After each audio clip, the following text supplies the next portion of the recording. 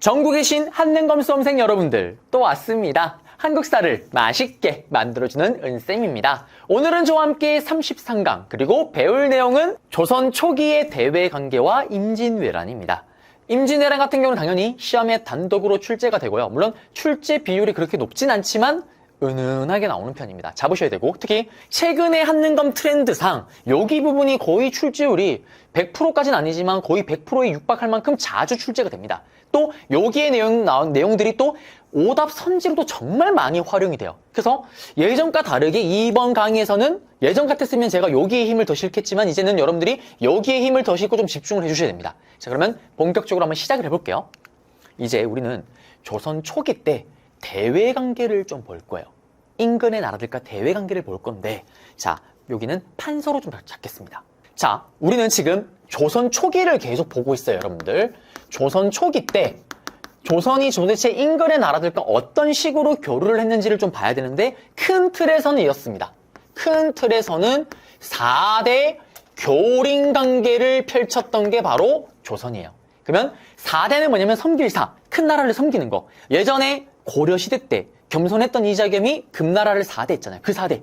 그리고 교리는 뭐냐면 이웃과 친구처럼 지내고 또 싸우기도 하고, 여러분들 친구랑 친하게 지내기도 하고 싸우기도 하잖아요. 그런 관계를 얘기를 해요. 그러면 4대 관계에 해당되는 나라가 누구냐면 중국의 명나라입니다. 그러면 시험에 어떻게 나오냐? 명나라 이야기 샤나샤나 꿀랑꿍, 다음 나라와 관련된 대외관계에 대한 설명을 옳은 것은, 그러면 명나라와 관련된 대외관계 내용이 정답이 되는 거고, 조금 이따 배울 여진족이나 왜구, 일본에 대한 내용들이 여기 들어가면 오답이 되겠죠. 또 반대로 여진이나 왜구를 가지고 낼 수도 있는 거고요. 자, 그러면 먼저 명나라입니다. 명나라인데 사실은 태조 이성계 때 정도전이 그때는 이 명나라를 치자라고 한 적이 있습니다. 요동정벌을 얘기를 한 적이 있어요. 그래서 그때만 해도 사이가 그렇게 좋지가 않았는데 억지로 왕위에 올랐던 태종 이방원 때부터 우리는 명나라와 친하게 지내고 4대 관계로 들어갑니다. 이 4대 관계를 보여주는 대표적인 게 뭐가 있냐면 조공-책봉 관계라는 게 있어요. 조공-책봉 관계는 뭐냐면, 일단 조공이란 단어를 들으면 여러분들이 좀 살짝 예민하게 반응하시는 분들 좀 있어요. 조공 이거 선생님 이거 나쁜 거 아니에요? 근데 중요한 게 뭐냐면 조공을 하긴 하는데 우리가 신뢰를 챙겼다라고 이야기를 합니다. 이게 무슨 말이냐? 사실 저도 조공-책봉 관계를 해요. 책봉이 뭐냐면 임명을 받는 거예요. 저도 이거 합니다. 제가 EBS 강사들 중에 지금은 모르겠어요. 제가 데뷔할 때만 해도 역대 EBS 남자 강사들 중에서는 역대 최연소로 데뷔를 했어요. 그 다음에 제가 고등부 인강을 이투스를 했잖아요. 이투스도 제가 지금은 기록이 깨졌어요. 제가 나올 때쯤에 저보다 어릴 때 데뷔한 분이 계셨는데, 일단 어쨌든 제가 데뷔할 때만 해도 제가 남자 강사들 중에서는 역대 최연소로 데뷔를 했습니다. 최연소의 남자예요. 그래서 저는 사실 그때 최연소로 데뷔할 때 빨리 스타가 될 줄 알았어요. 하늘에 있을 줄 알았습니다. 하늘에 있긴 뭘 하늘에 있습니까? 땅바닥을 기고 있어요. 자, 돌아가서 그렇다 보니 지금도 사실 강사들 이렇게 만나고 하면은 거의 막내로래요. 막내로. 지금도. 그때는 더 심했고. 그러면은 모르겠어요. 다른 직종은 잘 모르겠는데 우리 강사들끼리도 이제 술을 먹고 놀 거 아니에요. 그러면 이제 선배들이 부르잖아요. 동진아, 뭐하니? 형님 저 놀고 있는데요. 빨리 나와. 날아갑니다. 그럼 어떻게 하냐? 동진아, 뭐 먹고 싶냐? 형님. 저도 양심이 있죠, 형님. 아니, 어떻게 매번 만날 때마다 제가 먹고 싶은 걸 먹겠습니까? 오늘은 형님들 드시고 싶은 거 먹으러 가죠. 그러면 형님 선배 강사들이, 야, 은동진 빨리 안정해? 형님, 음메. 그러면 소고기 먹으러 가는 거예요. 치글치글. 신나게 먹다가 제가 얘기를 하죠. 형님들, 제가 이번에 강의를 새로 찍습니다, 형님. 제가 돈을 좀 벌 것 같습니다. 형님, 적어도 오늘 고기만큼은 제가 쏘겠습니다. 그럼 어떻게 될까요? 스타 강사들, 선배 강사들이, 야, 은동진 죽을래?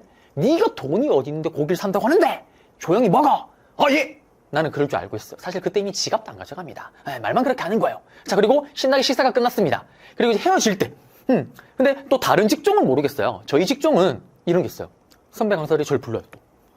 야, 은동진 집에 갈 때 조심해야지. 그럼 저는 아직도 의문이긴 해요. 지금도 사실 선배 강사 저 만나면 그 얘기 하거든요. 집에 갈 때 조심히 가래요. 근데 저는 저를 그렇게 잡아다가 쓸 데가 없는데 뭘 그렇게 조심해야지 모르겠지만 어쨌든 그냥 보내지 않고 전부 다 지갑을 꺼내세요. 그리고 지갑에 있는 가지고 있는 현금을 다 꺼내서 저한테 다 줘요. 택시 타고 가라고. 형님들, 저 택시 탈 줄 안다고. 저 돈 있고 택시 탈 돈 있다고. 막내 위험하잖아. 다 받습니다. 형님, 다 받아요. 그리고 어떻게? 서울은 아실 거예요. 심야버스가 있습니다. 그리고 심야버스 타고 집에 가면 되는 거예요. 그러면 어떨 때는 예전에 느낄 때는 뭐였냐면 제가 강의로 번 돈보다 그렇게 회식하라고 선배들한테 돈 받는 게 더 많은 것 같아. 그러면 그 받은 돈으로 뭘 했냐? 신나게 옷을 샀습니다. 그래서 지금 강의 때마다 바뀌는 옷의 대부분이 스타 강사들의 피땀 눈물이라는 거. 그렇지만 저는 그렇게 가면서 어떻게 될까요? 책봉을 받는 거죠. 야, 예의 바른 동생이다. 이거예요. 무슨 말이냐? 저는 어쨌든 부르면 가지만 저의 실리를 챙길 수가 있습니다. 왕이 바뀌었대. 명나라 황제가 바뀌었대요. 그러면 형, 아버지, 우리가 왔죠, 형. 너무나 축하해요. 우리가 왔죠. 선물 가지고 왔죠. 명나라 가는 거예요. 그럼 어떻게? 오, 역시 동생. 또 좋은 일 있는 거 알고 또 왔네? 책봉을 내리는 거예요. 그 다음에 또 명나라에 왕자가 태어났다. 와, 황자가 태어난 거죠. 와, 형! 왕자가 태어났다면서요. 축하드려요. 또 중국으로 갑니다. 그러면 오느라 고생했어. 선물 주고 책봉 내리는 거예요. 이게 조공책봉 관계예요. 근데 어느 정도냐면 갈 때 우리도 당연히 또 명나라로 가니까 또 명나라 또 복장을 해줘야 되겠네요. 가만 생각하니까. 자, 우리가 명나라로 갈 때, 조공 갈 때 그냥 가진 않잖아요. 우리나라 특산품 막 챙겨서 가는 거예요. 그럼 어떡하냐? 형 아버지의 마음으로 100만 원을 받았어, 내가. 그러면은 설마 100만 원 받고 쓱 입 닦겠어요? 여러분들 부모님한테 효도를 다 하시잖아요. 그리고 뭐 어디 여행 가거나 이럴 때 아니면은 또 어디 가거나 할 때 뭐 선물을 사다 드리는지. 근데 그렇게 드리면 어머님이, 아버님이 선물 딱 받고 고마워 쓱 깎나요? 아니죠. 선물을 받았다. 그러면 여러분들이 평생 먹을 반찬을 해주시는 것처럼 더 많은 걸 주시잖아요. 그게 부모의 마음, 형 아빠의 마음입니다. 100만 원 들고 가면 어떻게? 명나라가 100만 원 받고 쓱 깎는 게 아니라 한 1000만 원씩 주는 거예요. 500만 원씩 주고 막 2천만 원씩 주고 하는 거예요. 그러니까 어떻게? 계속 가요. 시도 때도 없이 갑니다. 명나라에서 얘기를 해요. 그만 오라고. 형, 나 보고 싶다, 형. 나 왔쩡. 그래서 1년에 아예 올 수 있는 횟수를 정해버려요. 근데 그걸 초과해서 가버립니다. 그러면서 미친 듯이 가는 거예요. 그래서 우리의 실리를 챙겼고, 어쨌든 또 갈 때마다 책봉을 받으면서 또 왕의 위상을 높이는 거죠. 초강대국 명나라부터 이렇게 인정받은 남자다. 이렇게 되는 겁니다. 그래서 조공 책봉 관계는 명나라와 이루어졌고요. 그리고 이때 보냈던 사절단들이 좀 있습니다. 그게 뭐냐면 동지사가 있고요. 동지사는 말 그대로 동지에 보내는 거예요. 그 다음에 성절사가 있습니다. 성절사는 뭐냐면 성스러운 사람에게 절하러 가는 거예요. 중국의 황제 생신 때 이때 가는 거고요. 그 다음에 뭐 하정사라는 것도 있어요. 하정사 같은 경우는 신년에 인사드리러 가는 겁니다. 그래서 이 세 개의 사절단을 흔히 3대 사절단이라고 얘기를 해요. 그 외에도 여러 가지 각종 면목으로 끊임없이 사절을 보내는 거예요. 그러면서 우리는 조공을 하고 책봉, 그리고 또 조공한 거의 몇 배 이상을 받아서 들어왔다라는 거. 그리고 이렇게 교류하면서 또 선진 문물을 또 가지고 올 수도 있었겠죠. 그래서 여기 4대 명나라 관계 한번 정리를 해드렸습니다. 그러면 다시 PPT로 돌아가 볼게요. 자, 명나라 4대 관계를 한번 보겠습니다. 정도전 때 여동정벌로 인해서 사이가 안 좋았고, 태조 이성계 때, 그리고 태종 이방원 이후에 우리는 조공책봉으로 들어갑니다. 그러면서 4대 외교고요. 조공은 어떻게 보면 그냥 무작정 부정적인 게 아니라 우리가 뭔가 갖다 바치면 몇 배를 받아오고 또 선진문물을 이렇게 받아오는 거예요. 그리고 이때 보냈던 사절단 이름이 중요합니다. 동지에 보냈던 동지사, 그 다음에 성스러운 사람한테 절하러 갔던 황제에게 절하러 갔던 생신 축하, 성절사, 그 다음에 하정사, 신년인사 이런 것들이 있었고요. 그 다음에 책봉을 받습니다. 국왕의 지위를 인정받고 형식적인 절차긴 하지만요. 그러면서 정치 안정에도 도움이 됩니다. 왜? 명나라로부터 인정받은 남자야. 이게 되는 거죠. 그래서 명나라 한번 끝냈고요. 그리고 이제 교린 관계를 좀 보겠습니다. 문제 풀어야 되네. 문제. 밑줄근 이 나라인데 지금 보시면요. 만력제가 있죠. 만력제. 이 만력제가 중국 명나라의 황제입니다. 이 만력제가 누구냐면 임진왜란 때 우리나라를 도와줬던 그 황제예요. 명나라 입장에서는 당시 만력제 입장에서는 임진왜란이 대박 사건입니다. 왜? 잘됐다. 이걸 바탕으로 나의 위상을 높여야 되겠다. 우리 중국의 지배 질서 안에 들어있는 조선을 건드렸다? 이건 나에 대한 도전이다. 그러면서 그 외국 오랑캐를 무찌르면서 어떻게 자신의 위상을 높이겠다. 이게 만력제 생각이고, 그리고 군대를 동원했었죠. 그래서 뭐 이런 내용입니다. 조선이 예를 갖추고 사신일행을 맞이하고 있다라는 건데, 자, 이걸 통해서 우리는 명나라인 걸 알 수 있고, 이 나라잖아요. 밑줄근 이 나라. 이런 식으로 문제가 나오는 거예요. 그러면 명나라와 관련된 걸 찾게 되면은 지금 여기 있네요. 정도전을 중심으로 한때 여동정벌을 추진했다. 그 다음에 나머지는 지금 다 일본이랑 거란과 관련된 겁니다. 나중에 좀 이따 배울 거예요, 뒤에서. 그래서 정답은 3번이다라는 거. 그리고 이제 여진족을 한번 볼게요. 그러면 여기는 다시 판서로 가보겠습니다. 자, 이제 조선 초기에 여진과의 관계를 봐야 되는데 또 변신을 해야 됩니다. 빰빠바밤 빰빠라밤빰. 저의 어머니와 할머니가 탐내는 김장모자. 여진족입니다. 자, 여진족은 또 했던 거 복습해요. 백성을 너무너무너무 사랑했던 누구? 세종대왕 때. 백성을 너무너무너무너무 사랑했던 세종대왕 때 여진족이 자꾸자꾸 깔짝깔짝 약탈을 하니까 사군육진을 개척합니다. 여진족을 두 차례 정벌을 통해서 여진족을 덜어내고 사군육진을 개척하는데 사군에는 최윤덕 장군, 그리고 육진 개척에는 김종서 장군이 맹활약을 해요. 그래서 일단 두드려 팹니다. 그리고 영토를 확립을 했는데 문제가 있어요. 무슨 문제가 있냐면 보세요. 사군육진이 그전에 여진족 거였다가 이제 우리나라 거래요. 말만 그렇게 하면 되나요? 거기에 우리나라 사람들이 살아야 될 거 아니에요. 그래서 세종대왕이 했던 여러 정책 중에 거의 유일무이하게 욕을 먹은 정책이 하나가 있습니다. 그게 뭐냐면 3인 정책이에요. 그래서 사군육진과 이 3인 정책은 1+1으로 보시면 돼요. 무슨 말이냐면 개척을 했어요. 그러면 여기 지역에 조선 땅이 되려면 조선 사람들이 살아야 될 거 아니에요. 그리고 개간을 해야 될 거 아니에요. 그럼 누가 해야 되냐? 농사 베테랑들이 가야 될 거 아니에요. 그래서 전라도와 경상도에 사는 사람들을 강제로 이사를 시키기도 하고요. 물론 강제로보다는 원하는 사람들이 이사시켜요. 이사시키는 조건으로 뭐 세금도 면제시켜주고 여러 가지 혜택을 줍니다. 근데 가서 너무나도 고통스럽고 너무나도 힘이 든 거예요. 자기가 생각한 것과 너무 다른 거야. 저는 그 마음이 뭔지 알 것 같아요. 제가 고향이 데프리카잖아요. 그 뜨거운 데프리카에 살다가 장교로 군대 발령을 받은 곳이 강원도 철원입니다. 우리나라에서 가장 먼저 눈이 내리고 가장 먼저 추워지는 그곳. 저 정말 죽을 뻔했어요. 전 아직도 기억이 나요. 정말 전 한여름에 철원 사시는 분들은 알 거예요. 분명히 댓글 달 거예요. 7월인가 이때 해가 떠 있는데 눈이 내리는 거예요, 여러분들. 나 정말 그때 너무 힘들어. 내가 미쳤구나, 사람이 드디어. 나 눈이 잘못됐나? 뭐 내려. 눈이야. 눈이 내려요. 그리고 겨울이 되죠? 너무 추우니까 온도계가 깨집니다. 철원에도 군복무 하신 분들은 아실 거예요. 저 진짜 너무 깜짝 놀랐어요. 나가자마자 우리 추우면 이렇게 손이랑 귀가 좀 시렵고 따갑잖아요. 철원은 나가자마자 그냥 따가워요. 그러니까 얼마나 힘들었겠어요. 그래서 저는 7월 달에 그때 내복을 꺼냈던 것 같아요. 그랬더니 병사들이 저 내복을 벗기더라고요. 부장님, 안 됩니다. 지금부터 내복을 입으면 겨울을 날 수가 없습니다. 나 추워. 나 죽을 것 같아. 안 됩니다. 그런 아름다운 추억. 근데 지금 거기보다 더 위로 올라가잖아요. 더 위로 올라가잖아요. 죽어나는 거예요. 그래서 3인 정책. 그러면 시험에 나오면 어떻게 나오냐? 이렇게 나온 적이 있어요. 사군육진 샤랑샤랑 꼴랑꿍. 다음 자료와 관련된 내용으로 오는 것은 3인 정책을 실시하였다. 연기되는 거잖아요. 찾으면 정답이 됐습니다. 자, 그렇게 해서 이런 식으로 북방 개척을 했는 거예요. 자, 그리고 나서 이제 어떻게 하냐? 여진족을 또 달래주는 정책들이 좀 나옵니다. 요거 하정사는 좀 지울게요. 달래주는 정책이 나오는데 그게 또 정답으로 들어가요. 일단 여진족들에게 귀순을 장려해요. 여진족들한테. 이게 뭐냐면 지금으로 치면은 기화를 시키는 거죠. 그러면 집도 주고 관직도 주고 혜택을 주는 거예요. 아예 여진족을 조선 사람으로 만들어버리는 거예요. 그 다음에 또 중요한 게 이겁니다. 북평간이라는 걸 만들어요. 북쪽의 평화를 위해서 만든 여간입니다. 북쪽의 평화를 위해서 만든 여간이에요. 이건 뭐냐면 북쪽에 있는 여진족이 한양에 왔을 때 머물 수 있는 여간, 사신들이 머물 수 있는 객잔을 만들어 놓은 게 바로 북평간이다라는 거. 그 다음에 야 여진족들아, 니들 자꾸 와서 무력으로 약탈하지 말고 시장 만들어 줄게. 합법적으로 와서 니들 특산품 갖다 팔고 니들 필요한 거 사가 라면서 무역소를 열어줘요. 거기가 좀 이따 지도로 보겠지만 경성, 저기 북쪽 끝에 있습니다. 경원에 지금으로 치면 시장이죠. 무역소를 열어줍니다. 이게 여진과의 관계예요. 자, 그러면서 끝났습니다. 그러면 이제 다시 PPT로 가볼게요. 자, 이제 여진 정리 한번 해볼게요. 보시면 강경책, 사군 육진 설치했고 최윤덕이 사군, 김종서가 육진.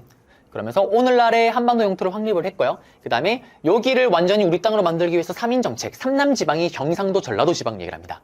농사를 잘 짓는 농부 베테랑들을 이주시켰고요. 그 다음에 달래주는 회의 정책으로 귀순을 장려했고, 요거 중요하다 그랬죠. 북평간. 북쪽의 평화를 위해서 만든 여간입니다. 그 다음에 경성 경원에 무역소를 설치를 했고요. 그리고 여기 있는 원래 여진족 토착민들을 관직을 주게 돼요. 토관제도. 사군 육진 지도입니다. 4, 5, 6. 사군 최윤덕, 육진 김종석. 그래서 시험에 이걸 주기도 해요. 이걸 사실 그대로 줍니다. 다음과 같은 영토 확장을 하였던 왕의 업적을 오른 것은 세종대왕의 업적을 물어보는 거죠. 또 요거 지도 주고 다음 자료와 관련된 탐구 활동을 오른 것은 3인 정책에 대해서 알아본다. 볼 수 있는 거 맞잖아요. 정답이 될 수가 있습니다. 그리고 이제 일본인데 일본은 다시 PPT로 가볼게요. 자, 이제 일본이니까 일본이 돼야 됩니다. 바빠요. 아주 바쁩니다. 빠밤빰빰 빠밤. 자, 이제 일본 이야기를 해볼게요. 일본도 여진족과 마찬가지로 교린이고 일본도 시험에 단독으로 출제가 됩니다. 일본 관련된 내용 딱 주고 다음 자료와 관련된 나라의 대외 관계를 오는 것을 했을 때 일본 내용을 찾으면 되고 명나라나 여진족 내용이 오답으로 들어가겠죠. 그러면 일단 일본 얘기를 좀 해드릴게요. 자, 보면 여기 약간 지우겠습니다. 여기 약간 지우면 지금 우리는 여기가 여진족이었고요. 여기가 여진족이었고 교린관계. 그 다음에 이제 일본을 볼 거예요. 일본도 마찬가지로 교린관계입니다. 자, 또 누가 등장하냐? 또 세종대왕이에요. 백성을 너무너무 사랑했던 세종대왕은 일본 이놈들이 또 깔짝깔짝 와서 자꾸 약탈을 하니까 이 새끼들 한번 털어야 되겠다 라면서 이종무 장군을 통해서 대마도를 정벌한다라고 얘기를 했습니다. 계속 강조하고 있어요. 여러분들 헷갈리면 안 되는 게 고려 후기 때 대마도를 털었던 장군은 박위 장군입니다. 그리고 몽골군을 빡치게 만들었던 1차 때 활약했던 장군은 박서 장군이고요. 자, 이종무 장군을 통해서 대마도를 정벌합니다. 세종대왕 때요. 그러니까 일본이 또 울어 제끼기 시작을 해요. 우리 뭐 먹고 살아요. 너무해요. 알았다. 니들 그러면 필요한 거 있으면 합법적으로 필요한 물건 사가 라면서 세종대왕 때 계속 얘기입니다. 삼포, 세계항구를 개항을 해요. 그 세계항구가 뭐냐면 부산포, 염포, 그 다음에 제포입니다. 부산은 말 그대로 부산이고 염포는 울산이고 제포는 창원을 얘기를 해요. 지금 여기 내용 싹 다 지금 세종대왕의 업적이에요. 헷갈리면 안 됩니다. 이것도 세종대왕의 업적입니다. 세계항구를 열어줬던 일본 애들이 오이예 우하 미친 듯이 들어오는 거예요. 미친 듯이 일본 애들이 들어와서 또 문제를 막 만들어내는 거예요. 그래서 또 세종대왕이 나섭니다. 안 되겠다. 얘들 통제가 좀 필요하다 라면서 개해 약조라는 거를 체결합니다. 들어올 때 이제 가져갈 수 있는 물건의 수라든지 아니면 배의 숫자라는 이런 걸 다 제한을 가는 거예요. 그래서 개해 약조를 체결했다라는 거. 그러니까 시간이 흘러 광조 조광조 조광조가 활동했던 그 중종망정이 일어났던 그리고 기묘사가 흩었던 그 중종 때 이 삼포에서 일본 애들이 미쳐 날뜁니다. 그러면서 삼포외란을 일으켜요. 이때 이 사건을 계기로 만들어진 정치기구가 변란을 준비하는 정치기구인 비변사입니다. 비변사는 나중에 정치기구 문제로 시험에 단독으로 출제가 돼요. 나중에 조선 후기에 가서 다시 한번 잡아드릴 거예요. 그리고 기묘사화를 겪었던 중종이 세상을 떠나고 또 사화가 남았잖아요. 을사사화가 일어났던 양재역 벽사 사건. 명종, 꺽정 인꺽정이 활동했고 그 다음에 구황차류책이 편찬했던 그 명종 때 을묘외변이 터집니다. 그러면서 임시기구였던 비변사가 이때 와서 아예 상설기구화가 되는데 이 얘기는 나중에 다시 할 거고요. 지금은 계속 일본과의 관계를 얘기를 하고 있어요. 흐름 속에서. 여기까지는 세종이고요. 그리고 또 중요한 게 하나가 있습니다. 그게 바로 뭐냐. 기억나세요? 여진족을 달래주기 위해서 북쪽의 평화를 위해서 만든 여관이 있었잖아요. 북평관. 또 마찬가지예요. 일본의 사신이 올 때 머물 수 있는 여관 객잔을 만들어줍니다. 일본은 어디에 있나요? 동쪽에 있죠. 우리나라 기준으로. 동쪽의 평화를 위해서 만든 동평관이 또 있었다라는 거. 그러면 다 했습니다. 이제 PPT로 돌아갈게요. 네, 일본인데요. 지금 보시게 되면은 이종무의 스시마섬, 대마도 정벌 중요하고 삼포개항, 개해약조 전부 다 세종대왕 때다라는 거 기억하셔야 된다고 얘기를 했었고 그 다음에 외관을 설치하기도 하고 이게 외관이 이제 일본이 왔다 갔다 들락날하는 곳이고 그 다음에 한양의 동평관 설치 너무 중요하죠. 너무너무 중요합니다. 그리고 중종 때 삼포회란 을묘회변 이건 다시 배울 거예요. 비변사가 설치됐다라는 거고 비변사도 뒤에 다시 배울 겁니다. 그러면 일본 끝났고요. 넘어가서 이게 지금 이종무 장군의 대마도 정벌하는 그 길이고요. 그리고 이제 동남아시아도 있습니다. 여기는 그냥 말로 하고 넘어갈게요. 보시면 류크 지역, 그 다음에 시암타이, 자와 인도네시아 등과도 교류를 했다라는 거. 여기는 우리가 조공을 받는 거예요. 얘들보다는 우리가 조선이 클래스가 위입니다. 그래서 특히 뭐 류크와는 또 교류를 많이 했는데 보시면 뭐 이런 거 전해주게 됐다. 끝났습니다. 뭐 중요한 내용 없습니다. 그리고 여기 보시면 이런 식으로 교류를 했다라는 거고요. 자, 이제 임진왜란의 배경입니다. 임진왜란이 터졌을 때 조선의 왕이 누구냐면 선조입니다. 선조. 이 선조 때 기억나세요? 100년 만에 살인파가 훈구파를 덜어내고 서원과 향약을 바탕으로 권력을 틀어지죠. 그렇게 살인파가 권력을 틀어지니까 지들끼리 분열됩니다. 동서남북노서 동인과 서인으로 분열됐다라고 얘기를 했고요. 또 그뿐만 아니라 동인과 서인까지 봤는데 그 이후에 이 동인이요. 동서남북, 남인과 북인으로 또 쪼개져요. 그러면서 임진왜란이 터지기 바로 직전에 조선은 남인과 북인, 서인 이렇게 세 개의 정당이 있는 상태로 전쟁을 시작하게 되는 거예요. 그리고 우리는 여기 또 북인에 좀 주목을 해줘야 됩니다. 북인에요. 나중에 또 설명을 해드리겠지만 지금 그게 여기 있는 거죠. 양반 사회의 분열. 지금 분당이 벌어지고 있는 거예요. 분당, 당도 나눠지고 있고요. 그리고 전쟁이 사실은 임진왜란이 터지기 전까지만 해도 큰 그게 없었어요. 그렇다 보니까 군력제도, 군사 이런 것들이 좀 문란해지기 시작을 합니다. 국방력도 약화되어 있는 상태고요. 그런 상태에서 일본에서는 도요토미 히데요시가 전국을 통일합니다. 또 도요토미 히데요시가 되어줘야 되겠네요. 일본에서는 엄청 추앙받는 전쟁 영웅이죠. 우리한테는 희대의 쓰레기지만. 자, 이 도요토미 히데요시가 일본에서요. 도요토미가 일본 전국을 통일해요. 수백 년 동안 분열기에 빠졌던 일본 전국을 통일을 합니다. 그런데 문제가 생겨요. 이렇게 통일하고 나니까 또 지들끼리 분열이 일어나는 거예요. 그러자 제일 좋은 게 뭐냐? 내부의 이런 불만을 밖으로 돌리는 거예요. 잘 생각해봐요. 여러분 학창시절에 반 아이들끼리 사이가 안 좋아. 맨날 싸워. 근데 몇 반이랑 축구 대항전을 펼친대요. 그럼 어떤 일이 벌어져요? 일단 잠깐 싸우는 거 멈추고 축구하러 갑니다. 그때는 같은 한 팀이 돼서 응원해요. 왜? 일단 이건 이기는 게 급하니까. 무슨 말이냐면 우리나라 축구팀이 더럽게 못해. 예를 들어서 국가대표팀이에요. 그러면 다들 아시나요? 다 욕해요. 저도 욕합니다. 술 마시면서 걔들 진짜 전술이 뭐고. 근데 만약에 중국 네티즌들이 갑자기 한국 축구 너무 못해. 빡치죠. 왜? 까도 내가 까야 돼. 남이 까는 건 빡칩니다. 허허. 내부의 적들이 생겨나고 또 불만이 쌓이면 제일 좋은 게 밖으로 돌리는 거예요. 그게 어디냐? 타키시. 조선이었던 거예요. 그래서 조선에게 뭐라고 얘기를 하냐?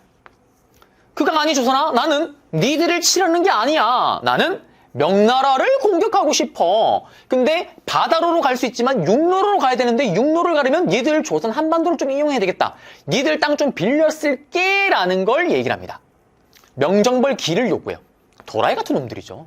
말이 되는 소리를 하는 겁니까? 예를 들면 이거예요. 여러분들 옆집에 이사 왔어. 띵동 띵동 띵동. 누구세요? 옆집에서 이사 왔는데요. 죄송한데 저희가 집에 공사를 좀 해서 그러는데 당신 집에 들어가서 좀 뭐 좀 하면 안 될까요? 제정신이에요. 그런 얘기를 하고 있는 거예요. 당연히 거절하고 일본도 당연히 거절할 거 알았겠죠. 거절 딱 하자마자 바로 대규모 군대를 끌고 들어옵니다. 그게 바로 7년간의 전쟁, 임진왜란이죠. 자, 그러면 배경은 봤습니다. 이걸 거절하자 이제 발발하는 전쟁이 임진왜란이에요. 그리고 여기 보시면 이제 임진왜란 초기부터 해서 이제 시간 순서로 잡을 건데 여기는 이제 판서로 좀 잡을게요. 임진왜란은 발발하자마자 초기에 우리가 엄청나게 밀려요. 왜 밀릴까요? 일본은 빵야 조총을 쏘는데 우리는 아직도 뭘 씁니까? 우리는 아직도 활을 쏘는 거예요. 그러니까 총 쏘는 사람한테 어떻게 이기겠습니까? 이게 제가 예전에 한번 쓰는 걸 봤지만 이게 생각보다 잘 날아가요. 이거 정면에 쏘면요. 예전에 이거 쐈다가 PD님 이마에 맞춘 적이 있습니다. 딱 붙은 적이 있어요. 그래서 PD님이 우셨던 아름다운 추억이 있는데 이거 셉니다. 쎄. 이렇게 세지만 어떻게? 총 앞에서는 얄짤없습니다. 그래서 우리가 초반에 엄청나게 밀렸던 거예요. 자, 그러면 그 초반에 이제 밀리는 걸 볼 건데 일단 일본이요. 20만 대군이 다 상륙을 어디로 할까요? 첫 번째 시작점이 부산이겠죠. 부산. 처음에 전부 다 부산으로 상륙을 합니다. 그러면서 부산진에서 정발이라는 장군이 활약을 하지만 결국에는 막지를 못하고요. 초반에 당연히. 그 다음에 부산에 동래성이 있어요. 동래성에서는 송상련이 또 어떻게든 막아내려고 하지만 또 막지를 못하고 결국에는 생을 마감하십니다. 그래서 이 동래성이나 부산진 이거 같은 경우는 부산 지역사 문제가 나올 때 활용이 되기도 해요. 그리고 임진왜란 문제가 나올 때 정발 송상현이 나왔을 때 이거는 그 흐름을 물어보다 했잖아요. A 사건 던져놓고, 예를 들면 권율의 행주대첩 던져놓고 이 사건 이후에 볼 수 있는 거 했을 때 오답으로 이게 들어가는 거예요. 왜? 부산진 동네에서는 첫 스타트. 이것보다 빠를 수가 없습니다. 맞죠? 이거보다 빠른 사건이 없어요. 사실상. 배경이 아니고서는. 그래서 일단 부산이 바로 털립니다. 그러자 일본은 이제 속전속결로 치고 올라가는 거예요. 올라갈 때 조선도 가만히 있지 않습니다. 선조가 던진 어떻게 보면 승부수가 있어요. 그게 뭐냐? 충주에 탐금대요. 신립장군을 투입시킵니다. 당시의 신립장군은 전쟁 영웅이에요. 임진왜란이 터지기 전에 여진족을 작살냈었던 조선의 전쟁 영웅입니다. 최고의 명장이에요. 충주에 탐금대로 투입을 해요. 근데 이 신립장군이 정말 어마무시한 어떻게 보면 작전 실수를 저지르죠. 사실은 작전 실수라기보다는 최선의 선택이기도 했었습니다. 뭐냐면 일본군과 싸우니까 조선의 군들이 계속 도망가는 거예요. 총이 나오는데 저라도 무섭잖아요. 활이랑 어떻게 싸웁니까? 그러자 신립장군이 그 유명한 배수의 진을 칩니다.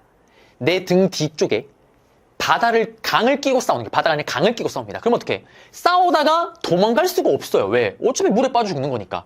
그러면서 전멸을 당하죠. 일본 입장에서는 완전 생입니다. 한 곳에 다 모였네? 빠방빵빵빵빵빵빵 전멸을 당합니다. 그러자 이제 어떻게 돼? 선조는 깜놀하겠죠. 어떻게 되겠습니까? 선조 입장에서는 승부수를 떴는데 승부수가 실패했잖아요. 도망갑니다. 이때 이제 선조가 피난을 떠나기 시작을 해요.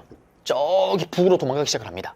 그리고 명나라에게 이제 우리 형에게 헬프미를 요청하죠. 그리고 이때 황제가 누구냐면 만력제입니다.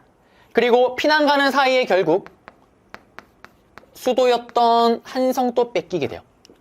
이 한성 함락까지 시간도 얼마 걸리지 않습니다. 비속도로 뺏겨왔고요. 그리고 이대로 조선이 망하는가 했지만 항상 이런 위기에는 국가적인 영웅이 등장을 합니다. 바로 이순신 장군이죠. 수군에서 드디어 첫 승정보가 울려오기 시작을 합니다. 이순신 장군이 반짝반짝 첫 번째로 등장하면서 빛났던 옥포해전. 반짝반짝반짝 빛납니다. 그리고 일본을 사천포로 빠뜨렸던 그 다음에 이어지는 게 사천포해전이에요. 사천포해전 때 처음으로 거북선이 등장합니다. 그리고 이때 또 이어서 당포해전이라고 또 벌어져요. 쉽게 말하면 육군은 끊임없이 패전을 하고 있지만 수군 이순신이 이끄는 거는 계속 연전연승을 하고 있는 거예요. 그러면서 일본의 계획이 좀 틀어지기 시작을 합니다. 왜 그러냐? 자, 이건 좀 이따 여기서 잠깐 킵을 내놓고요. 우리가 이렇게 초반에 계속 전쟁에서 밀리다가 이제 전세를 뒤집는 사건이 일단 처음으로 발생을 한 거예요. 우리가 일본에게 탈탈탈 털리다가 전세를 뒤집는데 그 첫 번째 이유가 뭐냐면 이순신 장군의 수군의 맹활약이에요.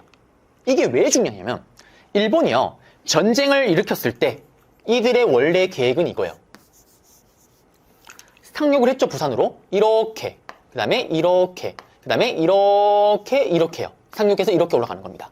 3방향으로 치고 올라가는 거예요. 근데 전라도로 지금 지나가야 되는데 이순신의 수군에 가로막혀서 전라도에 지금 상륙을 하지를 못하는 거예요. 식량을 보급할 때 제일 빠른 수단이 이렇게 빨리 위로 올리는 건데 육로로 가는 거는 또 속도가 느립니다. 바다로 가는 것보다.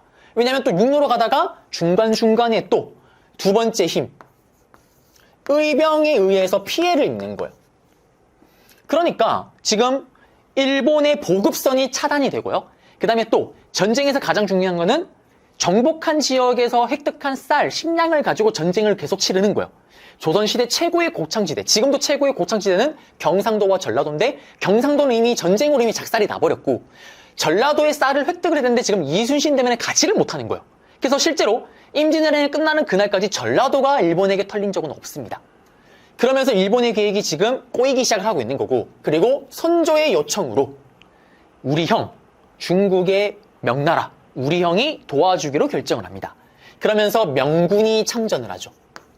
조명연합군이 형성이 되면서 이제 전세를 슬슬슬슬 뒤집기 시작을 합니다. 그리고 다시 의병 이야기를 좀 해볼게요. 이 의병 같은 경우는 왜 중요하냐면 국가를 위해서 의료운 병사입니다. 자발적으로 들고 일어난 거예요. 국가가 시킨 게 아니라. 그래서 동네 홈그라운드, 워낙 동네를 잘하니까 분명히 일본이 여기를 지나갈 수밖에 없어. 딱 숨어있다가, 대규모도 아니고 소규모예요. 딱 있다가 등장해서 바바박 공격하고 사라집니다. 바바박 공격하고 사라지는 거예요. 야금야금 피해를 입힙니다. 일본 입장에서는 대규모 군대잖아요. 그 소규모 군대 잡겠다고 진격하는 걸 막을 속도를 늦출 수는 없잖아요. 그래서 야금야금 피해를 입혔다라는 거. 이러한 삼박자가 잘 아울러져서 이제 전세를 뒤집기 시작을 합니다. 그러면서 이제 최초의 의병장이었던 곽재우가 등장을 하고요. 홍위 장군 곽재우가 등장을 하고요. 또 금삼전투를 승리로 이끌었던 조헌, 고경경 같은 인물들도 이제 등장을 합니다. 이런 의병들이 이제 활약을 하는 거예요. 그 다음에 또 길주에서는 최근에 이게 선지로 좀 많이 활용이 되더라고요.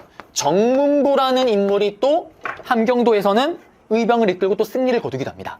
이런 의병들의 맹활약이 또 있기 시작을 하는 거예요. 자, 계속 갑니다. 전라도가 털리지 않았는데 그 이유가 또 하나가 또 있어요. 바로 김시민 장군. 김시민 장군이 진주성에서 대승을 거둡니다. 일본군의 수차례의 공격을 정말 처절하게 막아내요. 그러면서 전라도 상륙을 멈췄다라는 거. 자, 이런 활약 속에 이제 여기 있던 조명연합군이 뺏겼던 평양을 다시 탈환합니다. 한양은 이미 예전에 뺏겼고요. 뺏겼던 평양성을 탈환해요. 그러자 의병가 밑에 있던 군인들, 강군들이 더욱더 힘을 내기 시작을 합니다. 요거는 흐름상 또 계속 따라가는 거예요. 평양성을 탈환하니까 조명연합군이, 특히 명나라가, 야, 일본 애들 별거 없네, 허접하네, 신나게 빨리 가자. 우! 신나게 내려가요. 신나게 내려가다가 일본군의 기습 공격에 패배를 겪습니다. 그게 벽제간 전투예요.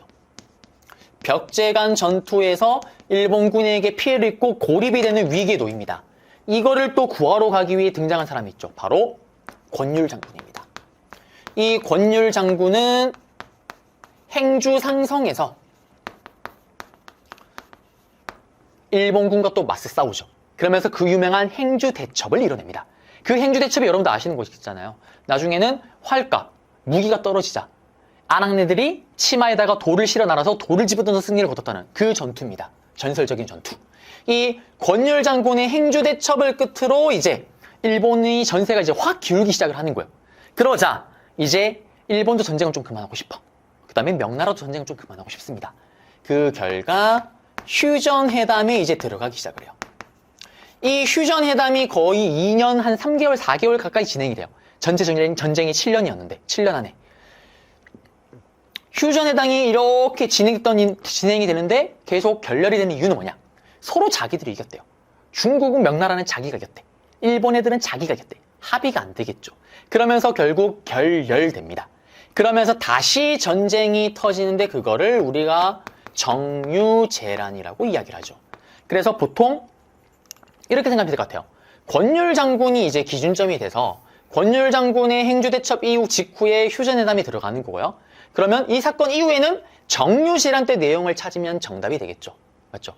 그리고 또는 신립이 기준점이 되기도 해요. 신립이 기준점이 되면 좀 더 쉽죠.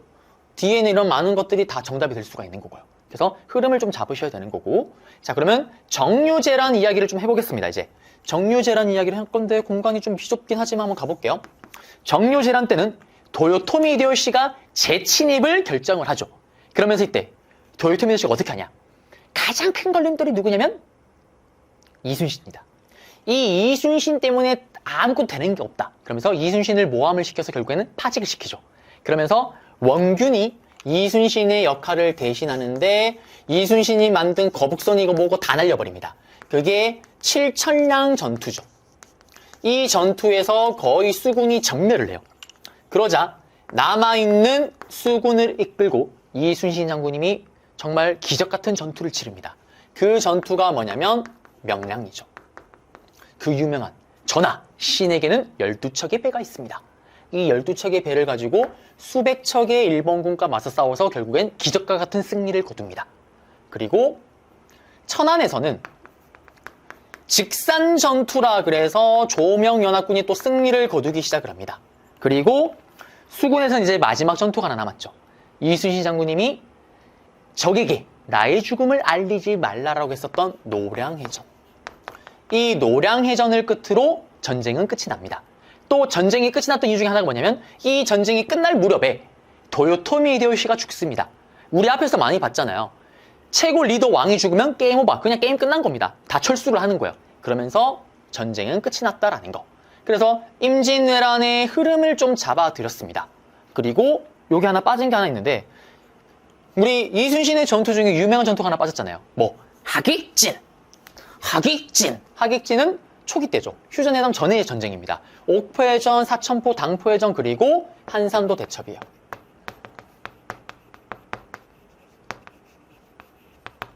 자, 이렇게 해서 임진왜란 관련된 내용 다 잡아드렸고요. 그리고 또 임진왜란 문제인 걸 알려주는 힌트로 또 잘 나오는 게 뭐냐면 유성룡이 쓴 징비록이라는 책이 있어요, 여러분들. 이거는 뭐냐면 임진왜란을 직접 겪었던 유성룡이 반성문 형태로 쓴 책이 바로 징비록입니다. 그래서 책 징비록 샤랑샤랑 꼴랑꿍 주고 다음 책에 다루고 있는 전쟁에 대한 설명을 옳은 것을 했을 때 임진왜란 내용을 찾으면 정답이 되겠습니다. 자, 그러면 이제 PPT로 한번 가볼게요. 자, 임진왜란의 전개 과정입니다. 앞에서 제가 판소로 얘기했던 것처럼 일단 일본 애들이 부산에 상륙을 하죠. 그러면서 첫 번째가 부산진 정발, 동래성에 송상년 장군이 함락을 당합니다. 그래서 요거는 임진왜란이다라는 거 기억을 하셔야 되는 거고, 그 다음에 선조의 승부수가 충주의 탐근대 전투죠. 신립장군의 투입. 그렇지만 여기서 배수의 진을 쳤지만 결국 패배. 선조 런. 그리고 런하면서 명나라에게 할품의 요청. 그 과정 속에서 이미 런하고 올라가는데 한양이 이미 함락을 당합니다. 그렇지만 남쪽에서는 드디어 첫 승정보가 울리죠. 이순신 장군님이 반짝반짝 빛나는 옥포해전이 첫 승리. 그 다음에 일본을 이제 사천포로 빠뜨리기 시작합니다. 거북선의 투입, 승리. 그 다음에 당당했던 당포해전. 이런 상황 속에서 북쪽은 계속 털리고 있어요. 평양성이 함락을 당합니다. 그렇지만 남쪽에서는 여전히 승승장구. 이순신 장군님의 그 유명한 하객진 한산도 대첩. 그리고 근산전투에서 조혼, 고경만 같은 이제 의병들이 이제 활약하기 시작을 하는 거예요. 각지우 장군도 마찬가지고. 그리고 수군이 전라도 상륙을 막았더라면 육지에서는 막았던 인물이 바로 김시민 장군입니다. 진주성에서 진주대첩. 그리고 조명연합군이 이제 연합을 해서 뺏겼던 평양성을 다시 탈환을 해요. 그리고 승리에 도취한 나머지 너무 겁없이 내려가다가 매복돼 있던 일본군에게 패배를 합니다. 벽제간 전투 패배. 그렇지만 그 위기에 빠졌을 때 다시 등장한 또 영웅이 누구냐면 권율 장군. 행주상선에서 행주대첩을 이끌어내죠. 바로 일본군을 무찌르면서 승리를 거둡니다. 그러면서 이제 휴전회담으로 들어가요. 그리고 김시민 장군과 권율 장군은 임진왜란인 걸 드러내는 문제로 할 때 제시문으로 활용이 많이 됩니다. 그리고 은동진 선생님의 두 번째 인문학서적 조선을 풍미한 16인의 소울메이트 책에 보시면 두 분이 들어가 있습니다. 시험 끝나고 한번 빌려서 보시면 좋을 것 같고요. 자, 그리고 이제 그 이유를 또 볼게요. 보시면 일단 수군의 활약, 이순신 장군님이 맹활약 받고요. 그 다음에 의병의 활약, 익숙한 질이 알맞은 전술. 이거 아까 제가 얘기했잖아요. 흔히 그런 말이 있죠. 동네 똥개도 자기 홈그라운드에서는 50점 이상을 먹고 들어갑니다. 여러분들과 제가 술래잡기를 해요. 제가 여러분들 동네에서 술래잡기를 하게 되면 어떻게 될까요? 제가 여러분들을 못 이기죠. 제가 그 동네 지리를 모르는데. 그거예요.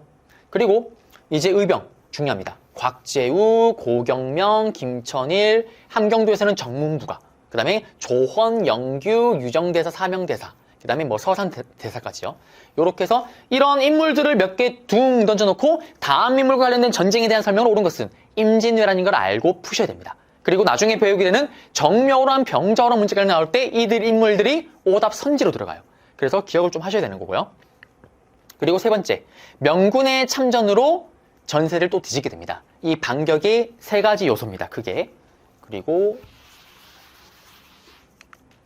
재정비입니다. 사실 여기 부분을 제가 판서로 좀 하고 싶었는데 아까 공간이 없어서 일단은 건너뛰긴 했는데요. 한번 볼게요. 기억나세요? 휴전회담이 거의 3년에 걸쳐서 진행이 돼요. 그럼 우리가 바보가 아니잖아요. 그 휴전회담이 진행되는 동안에 우리가 뭔가를 준비를 하겠죠. 뭘 준비하냐? 전세를 뒤집을 방법을 또 고민할 거 아니에요. 특히 우리가 일본과의 전쟁에서 털렸던 이유가 뭐예요? 일본은 뻥냐 총을 쏘는데 우리는 활을 쏘니까 게임이 안 되는 거 아니에요. 그래서 이 휴전회담 기간 동안에 우리가 군대를 하나 만들어요. 그 군대가 시험에 임진왜란 문제로도 나오긴 하지만 그거보다는 이 훈련도감이 시험에 단독으로 출제가 돼요. 삼별촌 아니면 예전에 우리 별무반 문제 나올 때 이게 오답으로 들어가기도 하는 거고요. 또 단독으로 나옵니다. 그러면 이 훈련도감이라는 군대는 언제 만들어졌어요, 여러분들? 임진왜란 도중에 만들어진 군대죠. 그리고 이 군대는 어떤 특징이 있냐? 일단 징비록을 썼다라는 유성룡의 건의로 만들어집니다. 이 군대는요. 그리고 우리가 털렸던 이유가 총을 쏘는 포수가 없잖아요. 그래서 포수를 양성한 군대가 훈련도감이에요. 포수, 기존의 활을 쏘는 사수, 기존의 칼을 쓰는 살수, 이렇게 3개의 군대로 구성된 삼수병 체제입니다. 그리고 이들에게는 항상 월급을 줘요. 그래서 이들은 월급을 받는 직업군인이에요. 직업군인. 그리고 월급을 받고 직업군이니까 항상 준비되어 있는 상설군인이죠. 상설군인. 항상 준비되어 있는. 그리고 이 훈련도감을 끝으로 뒤에 총 4개의 군대가 더 만들어져요. 그래서 이걸 다 합쳐서 나중에는 5군령 체제라고 얘기를 합니다. 그러면 5군령 중에 가장 먼저 만들어진 군대가 뭘까요? 바로 훈련도감이다라는 거. 다 했습니다. 그러면 임진왜란 도중에 샤랑샤랑 꿀랑꿍 다음 자료 설명하는 군대에 대한 설명을 오는 것은 삼수병 체제였다, 직업군인이었다, 그 다음에 월급을 지급받았다는 거죠. 그러니까 급여를 지급받았다. 그리고 임진왜란 도중에 만들어졌다. 5군령 중에 가장 먼저 만들어졌다. 찾으면 정답. 그 다음에 권열 문제가 났어요. 그러면 이거 이후에 볼 수 있는 사건으로 오는 것을 했을 때 훈련도감이 설치되었다. 임진왜란 휴전해당 중이니까 권열의 행주대첩 이후의 스토리 맞죠. 그래서 지금 시간 순대로 나열한 게 중요하다고 얘기를 하는 겁니다. 그 다음에 소고군 체제가 이때 만들어지고, 이거는 뭐냐면 군대에 원래 동원되지 않았던 애들을 다 포함을 시키는 거예요. 그게 소고군 체제고, 그 다음에 이몽학의 난은요, 이게 참 애매한데, 이몽학의 난은 오답 선지로는 활용이 된 적이 있고, 예전에 한번 이게 정답이 된 적도 있긴 한 것 같긴 해요. 근데 기본적으로 잘 나오지도 않을 뿐더러 보통은 오답 선지로 활용이 됩니다. 임진왜란 도중에 헛꿈을 꾼 몽학이라는 아저씨가 있어요. 이게 뭐냐면 서울 출신인데 임진왜란 때 이제 전쟁이 길어지니까 백성들이 힘들어하잖아요. 그 백성들을 어떻게 자기가 취합을 해서 반란을 한번 일으켜본 거예요. 근데 금방 진압을 당합니다. 어떻게 진압을 하냐? 니들 난 일으킨 애들 어차피 니들 다 실패할 거야. 대신에 지금 난에 가담을 했더라도 이몽학을 잡아다 오거나 목을 베어서 오면은 고위간직과 돈을 주겠다. 서로 잡으러 난리예요. 결국에는 이몽학은 죽임을 당하면서 결국 끝이 나는 거죠. 자, 이런 재정비 과정 속에서 정유재란이 다시 발발합니다. 그러자 여기 보세요. 무련효로 결렬되고 다시 정쟁이 발발해요. 그러면서 원균이 일단 이순신이 만든 수군 다 날려먹습니다. 그리고 조명연합군이 일단 천안의 직산전투에 승리를 거두고요. 다 날려먹었지만 기적과도 같은 전투 이순신의 명량전투 승리. 그리고 도요토미 히데요시가 죽자 결국에는 철수를 하죠. 그러면서 도망가는 일본군을 마지막으로 박살냈던 게 이순신의 노량해전. 물론 이 전투로 이순신 장군님은 전사를 하십니다. 그리고 이순신 장군님의 이야기는 은동진 선생님이 쓴 신간 화폐한국사 책에 또 볼 수가 있다라는 거. 네, 그래서 여기 내용 다 잡아드렸고요.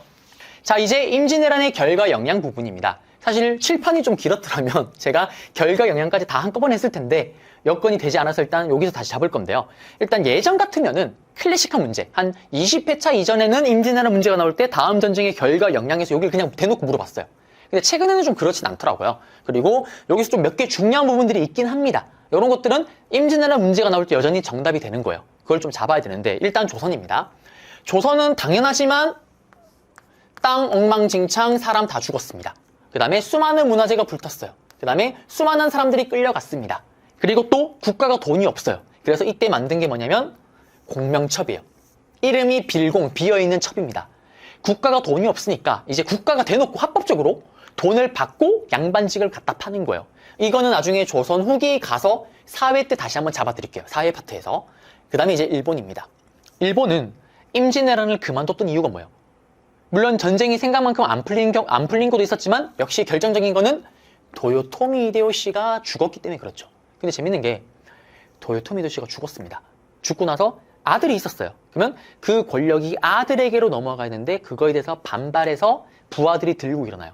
그 대표 인물이 누구냐면 도쿠가와 이에야스입니다. 결국엔 도쿠가와 이에야스가 승리를 거두죠. 그러면서 우리로 치면 고려시대 때 막부니까 고려시대로 치면 무신정권이에요. 무신 최고 집권자가 예를 들면 이민에서 최충원으로 바뀐 것처럼 도요토미 히데요시에서 도쿠가와 이에야스로 바뀝니다. 그러면서 이 바뀐 때부터의 막부를 뭐라고 얘기를 하냐면 에도 막부라고 얘기를 해요. 그러면 임진왜란 결과 영향으로 정답이 될 수 있는 게 에도 막부가 수립되었다 찾으면 정답이 될 수가 있겠죠. 그 다음에 또 일본은 국교를 재개하려고 하고 통신사 파견을 요청해요. 이거는 나중에 다시 설명해 드릴 거고. 그 다음에 이게 또 문제가 있어요.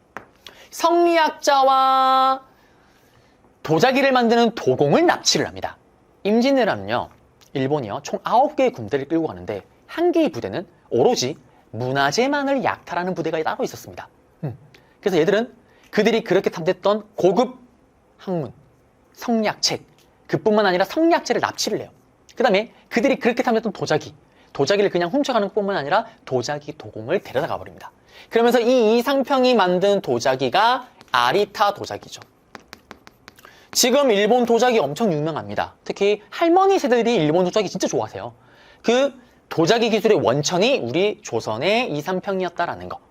그리고 또 여기는 안 나오고 시험에는 정답이 되진 않지만 여기 정답이 돼요. 성리학자와 도공이 그 일본의 문화 발전에 기여하였다. 뭐 이런 내용이 정답이 되는데 또 짜증이 나는 게 하나가 뭐가 있냐면 일본 애들이요. 이때 전직 도중에 승리를 거두거나 이러면은 뭐 군인들에게 상을 줘야 될 거 아니에요.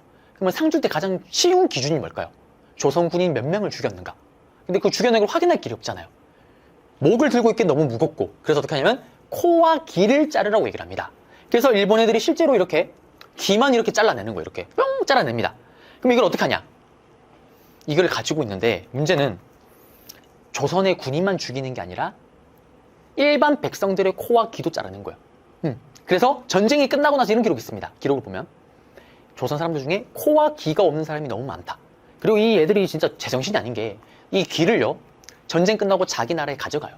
그래서 지금 또 일본에 코 무덤, 귀 무덤이 있습니다. 그리고 일본 애들이 우리나라 사람들을 포로로 납치를 엄청 많이 들어가요. 일반 백성들을. 그래서 이 애들이 이걸 어떡하냐. 데려간 조선의 백성들을 외국의 노비로 갖다 팝니다. 그래서 이 당시 때 일시적으로 외국의 전체 노비 가격이 떨어져요. 그럼 우리나라 노비들이 어디까지 가냐? 우리나라 백성들이 노비를 어디까지 가냐? 미쳐버립니다. 저도 가본 적이 없는 나라예요. 호날두의 나라, 포르투갈로까지 끌려갑니다. 그게 바로 이 시기예요. 자, 한편 중국입니다. 우리 형이 좀 제일 불쌍해요. 우리 형은 우리를 너무 도와준 나머지 힘을 쭉 빼버립니다. 그 틈에 이건 좀 잡아야 돼요. 네.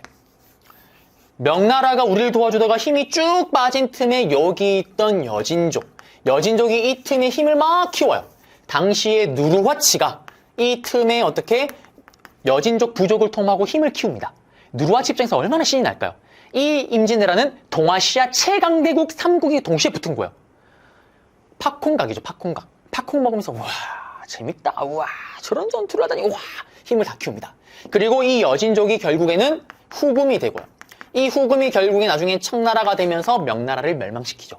그러면 임진왜란 결과와 영향 문제가 나올 때 정답일 수 있는 거 정리해볼게요. 에도 막부가 수립되었다.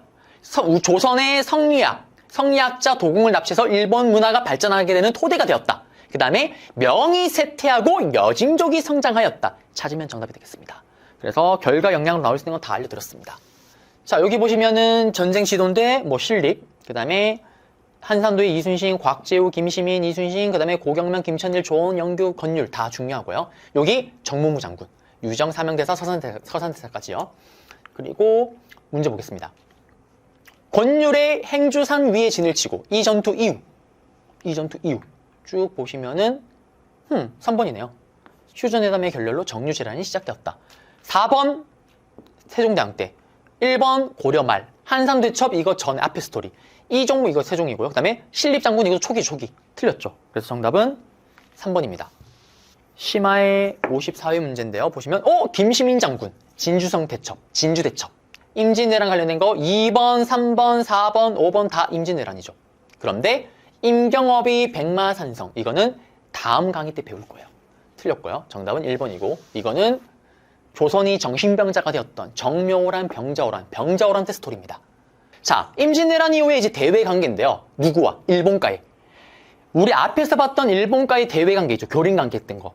세종대왕 때 이종무의 대마도 정벌, 그 다음에 삼포계양 계약조, 그 다음에 중종 때 삼포배란, 명종 때 을묘외변. 그리고 여기 이제 그 이후 전쟁이 끝나고 나서 묶어서 한꺼번에 또 정리를 해야 돼요. 자, 임진왜란이 끝났습니다, 여러분들. 임진왜란이 끝났어요. 그 이후에 우리가 일본에 파견했던 사절단이 있습니다. 일본을 적을 염탐하는 사절단, 탐적사를 보내요. 탐적사를. 일본의 전쟁 끝나면서 정세를 파악하기 위해서. 그래서 탐적사가 정답이 된 적은 없습니다. 그냥 오답 선지로 나온 적이 있기 때문에 그래요. 그리고 이때 적을 정탐하면서 이때 또 우리는 상종도 안 할 것 같은 일본에게 이렇게 사절단을 보내는 궁극적인 이유가 있어요. 우리나라 백성들이 정말 많이 끌려갔다고 얘기를 했잖아요. 포르투갈에 지금 노비로 팔렸다고 있다니까요. 데려와야 될 거 아니에요. 그래서 그런 사람들을 끌려간 애들을 피로인이라고 얘기를 합니다. 이런 애들을 데려오기 위해서 또 사절단을 보내기도 해요. 그리고 또 시험에 선지로 잘 등장하는 게 있습니다. 회답 겸 세완사가 있어요. 이거는 정답이 되지 않더라도 오답 선지로 다른 문제에 많이 활용이 돼요. 회답이 뭐냐면 일본이 회신 보낸 거에 우리가 답을 할 겸, 그리고 세완사라는 세완을 시키기 위한 사절단을 보냅니다. 이 세완이 뭘 얘기를 할까요? 또 일본에게 강제로 전쟁 도중에 끌려갔던 우리나라 백성들이에요. 그래서 이 임진왜란이 끝나고 나서 회답 겸 세완사를 세 차례에 걸쳐서 파견해서 우리나라 백성들을 데리고 왔다라는 거. 그 다음에 임진왜란을 겪었던 선조가 아야 죽고 나서 강해군이 왕에 오릅니다. 강해군이 즉위한 그 해에 바로 시행했던 조약이 뭐냐면 기유약조예요. 이것도 강해군의 업적 문제로 정답이 되기도 하지만 이 기유약조가 각종 문제에 또 오답 선지로 많이 활용이 돼요. 강해군 때더구나라는 걸 꼭 기억하셔야 됩니다. 기유약조는 이때 이후로 또 일본과 끊겼던 국교를 재개를 해요. 또 재개를 하는 이유는 뭐냐? 끌려갔던 우리나라 사람들, 백성들 데려와야 될 거 아니에요. 그래서 여기 내용 다 잡아드렸습니다. 그래서 이런 것들이 전부 다 일본과 관련이 있구나라는 걸 기억하셔야 되겠습니다. PPT로 가볼게요. 가시면 탐적사가 있어요. 아까 얘기했던 거고, 그 다음에 회답 겸 세완사 보시면 선조, 강해군, 임주도 다 보냅니다. 임진왜란 이후에 일본인 국서에 답을 하면서 끌려갔던 애들을 데려오기 위해서. 그 다음에 강해군 때 기유약조, 너무 중요합니다. 임진왜란 이후 단절됐던 국교가 재개돼요. 지금 계속 일본 이야기입니다. 그리고 문제 하나 볼까요? 보세요. 밑줄근 전란 이후에 있었던 사실. 지금 이 밑줄근 전란은 조헌, 의병, 곽재우 장군, 일본이죠. 외적을 치는데 임진왜란입니다. 임진왜란 이후에 정답 바로 나오네요. 유정이 회답 겸 세완사로 일본에 파견되었다. 신나 심덕구 나세 채무선, 이거 고려 말, 고려 후기 때고, 신숙주가 일본에 닿아 해동 제국기 성종 때. 그 다음에 조선정부 통제에 반발해서 삼포회란이 일어났다. 삼포회란은 조광조 때, 중종 때. 그 다음에 비변사가 임시기로 처음으로 설치된 거, 이 삼포회란 때문에 만들어지죠. 중종 때. 다 앞에 스토리죠. 정답은 1번입니다. 자, 이제 외관을 또 따로 정리를 해야 되는데, 외관 같은 경우는 당연히 일본과 무역을 하기 위해서 만든 공간이에요. 임진왜란이 끝나고 나서 선조 때 부산의 저령도, 일본의 요청으로 영도라고 하는 곳이죠. 지금은 저령도에 임시로 일단 외관을 설치를 합니다. 그런데 여기가 공간이 너무 좁다 보니 좀 더 넓은 곳으로 이동을 해요. 부산의 두모포로 가서 여기서 외관을 설치를 합니다. 그리고 선조가 아야 세상을 떠났어요. 그리고 나서 왕이 오른 누구? 강해군. 특히 강해군 때 기유약조를 체결하고 나서 여전히 이 두모포에서 또 일본과 무역이 이루어지는데, 이곳에서는 약간 제약을 가합니다. 쉽게 말하면 예전에 개해약조 때, 세종대왕 때처럼요. 어느 정도 한계, 범위를 딱 정해놓고 무역을 허용했다라는 거고요. 두모포 외관에서 여전히 하고요. 그 다음에 또 중요한 게 뭐가 있냐면, 장희빈을 사랑했던 숙종 때, 장희빈을 사랑했던 숙종 때, 장희빈을 사랑했던 조선 후기 숙종 때, 바로 외관 중에 가장 유명한 외관이죠. 초량외관이 만들어졌다라는 거, 설치됐다라는 거. 끝났습니다. 그래서 이런 외관 이야기가 나올 때도 이거는 일본이구나라는 걸 아시면 되겠습니다. 그리고 다시 여기 보시면요. 그 내용 똑같은 내용이죠. 부산 영도의 외관, 그 다음에 두모포의 또 외관, 그 다음에 기유약조 체결 후에 제한된 범위, 그 다음에 초량외관. 이런 외관들, 그리고 이런 것들이 일본과의 무역이구나라는 걸 기억하시면 되겠습니다. 그리고 이제 조선통신사인데요. 여기는 이제 좀 지우고 통신사만 따로 정리를 좀 해볼게요. 자, 조선통신사는 어떻게 보면 우리나라 최초의 한류라고 보시면 돼요. 일본이요, 임진왜란 끝나고 나서 우리한테 계속 사절단 요청을 해요. 왜 요청을 할까요? 전쟁 끝나고 명나라가요, 일본과 상종을 안 합니다. 당연히 안 하겠죠. 그러니까 일본이 군사력은 뭐 자기들이 좀 위에 있다고 쳐도 문화적으로는 아직까지 좀 뒤처지는 거예요. 선지 문물을 받을 길이 없는 거예요. 그러면 루트가, 명나라 문물을 받을 루트가 우리나라밖에 없는 거예요. 또 우리나라 문물도 받고 싶고. 그래서 끊임없이 요청을 합니다. 그래서 막부의 권위를 인정받고자 요청을 해요. 또 이건 옛날에 똑같죠. 우리도 보면 강대국으로부터 인정받고, 이것 봐라, 나 이 나라부터 인정받은 남자야. 이걸 또 이용하고 싶은 거예요. 그래서 통신사 같은 경우는 흔히 조선통신사라고 얘기를 합니다. 이거는 시험에 단독으로 정말 한 10번 치면 한 번 나올까 말까긴 하지만 단독으로 출제가 되기도 해요. 임진왜란 끝나고 나서 쇼군, 이 쇼군이 무신 최고의 집권자라고 보시면 돼요. 이 쇼군이 우리에게 요청을 합니다. 예를 들면 쇼군이 바뀐다거나 또 좋은 행사가 있거나 경사가 있으면 요청을 하는 거죠. 그래서 한 12회 정도 파견을 했고요. 그리고 보통 가게 되면 한 300에서 한 500명 정도 갑니다. 그럼 누가 가냐? 요 중에 그림을 잘 그리는 사람, 그 다음에 노래를 잘 부르는 사람, 춤을 잘 추는 사람. 그래서 이들이 당시에 호텔에 여관에서 머물면은 일본 사람들이 줄 서 있었대요. 그림 한 점 받아보려고, 서예 글씨 한번 받아보려고. 그게 바로 통신사다라는 거. 그래서 여기 내용 잡아드렸고요. 여기 보시면 통신사가 가는 길이고 통신사 행렬이고요. 그리고 이제 마지막 울릉도 독도입니다. 일본이요, 울릉도와 독도를 계속 침범을 합니다. 여기에 또 물고기나 또 이런 또 잡아먹을 수 있는 물고기들이 많았고요. 그 다음에 수산물들이 또 좋은 게 많았죠. 그러니까 이때 장희빈을 사랑했던 숙종 때 안녕복이, 야 일본인들아, 왜 니들 자꾸 우리 땅에 와서 물고기를 잡는데? 꺼져라. 일본이 스미마센 또 물고기를 잡으니까 또 잡네, 니들 도저히 안 되겠다, 스미마센 무슨 스미마센, 그러면서 어떻게 직접 일본으로 가서 독도가 우리 땅인 걸 영토를 확인받습니다. 자, 이거는 독도 문제가 나올 때 뒤에 나오는 스토리까지 묶어서 정리 다시 한번 할 거예요. 근데 지금은 이게 언제다? 안녕복 얘기는 장희빈을 사랑했던 숙종 때 조선 후기 때 스토리다라는 거. 그래서 여기 내용 잡아드렸습니다. 그리고 동진이에요. 독도에 있는 동진입니다. 안경을 끼지 않고 있습니다. 이게 제가 대학생 때라서요. 그때 보면 안경을 안 꼈어요. 동진입니다. 이때는 멋있는 줄 알았습니다. 네. 보세요. 제가 옛날부터 약간 좀 패션이 좀 앞서갔습니다. 네, 과했어요. 네. 어쨌든 동진입니다. 독도고요. 자, 이제 문제 볼게요. 가국가에 대한 조선의 정책. 지금 보시면 기후약조 끝났죠. 어디입니까? 초량 일대를 그렸대요. 끝났습니다. 이거 어디예요? 일본이죠. 일본은 막부의 요청에 따라 통신사 파견 정답. 동평강 정답. 하정사, 성절사, 동지사, 이건 명나라죠. 그 다음에 이 어윤중을 지금 서분경에서 아직 안 배웠습니다. 정답은 기역, 니은 1번 되겠습니다. 이 사절단은 일본에 다녀오는 작성한 책 샤랑샤랑 쇼군을 만났대요. 에도까지. 도쿄까지 갔던 거. 바로 통신사. 3번은 중국으로 갔던 거고, 막부의 요청으로 파견되어 문물을 전하였다. 우리나라 최초의 한류로 보시면 되죠. 정답은 4번. 그리고 다 끝났네요. 네. 이렇게 해서 이번 강의는 다 잡아드렸습니다. 다음 강좌에서 여러분들 찾아뵙도록 하겠습니다. 여러분들 고생하셨습니다.